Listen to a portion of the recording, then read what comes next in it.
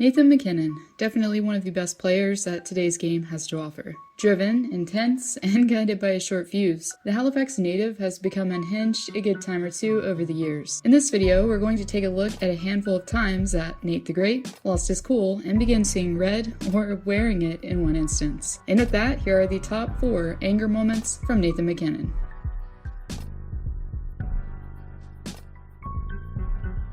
So in case you never thought you'd see the day where bowling and hockey merged, well, think again. In the latter stages of a game in Denver, as the Avalanche were ahead by a slew of goals, things quickly became heated in Colorado's end. After Connor Garland attempted to hit MacKinnon and missed, the feisty forward went back for more. And in response, MacKinnon retaliated in humorous fashion. Once, he was able to get Garland's helmet off. While his opponent was looking the other way, MacKinnon decided to throw Garland's helmet while aiming at his face. Since the contest was close to being over, MacKinnon ended up being tossed out due to receiving a 10-minute misconduct. Following the incident, MacKinnon was also fined $5,000 for his actions for unsportsmanlike conduct.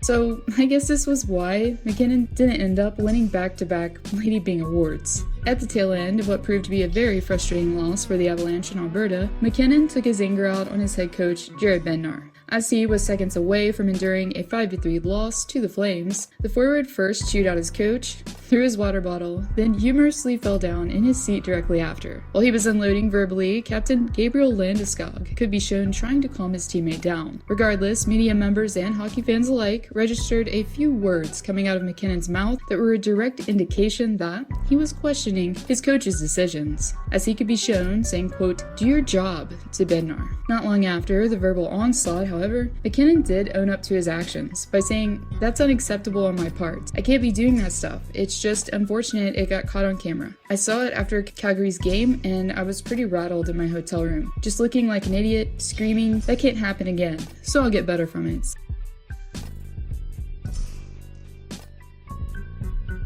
One of the more recent moments on this list took place at TD Garden earlier this season. By the final period, it was clear that the Avalanche, who were trailing the Bruins by 4 goals, weren't having the performance that they would have hoped for. Therefore, as MacKinnon took his face-off stance at center ice, he instantly became rattled after losing the draw to Thomas Nosek and getting interfered with. The combination of the two, on top of the fact that the game was a blowout, were likely contributing factors as to why MacKinnon retaliated. The overhead visual shows MacKinnon swinging his stick directly after Nosek skated away. As you would expect, many hockey fans tended to have their own opinion on the incident. In this case, we'll be going over the statement from NHL Hockey Ops, which concluded that yes, MacKinnon did hit the linesman with his stick, but it was ruled out as punishable due to the intent. In this statement, MacKinnon was given the benefit of the doubt, and it was concluded that he was aiming for Nosek instead. Regardless, we can at least conclude one thing here. MacKinnon was furious and lashed out.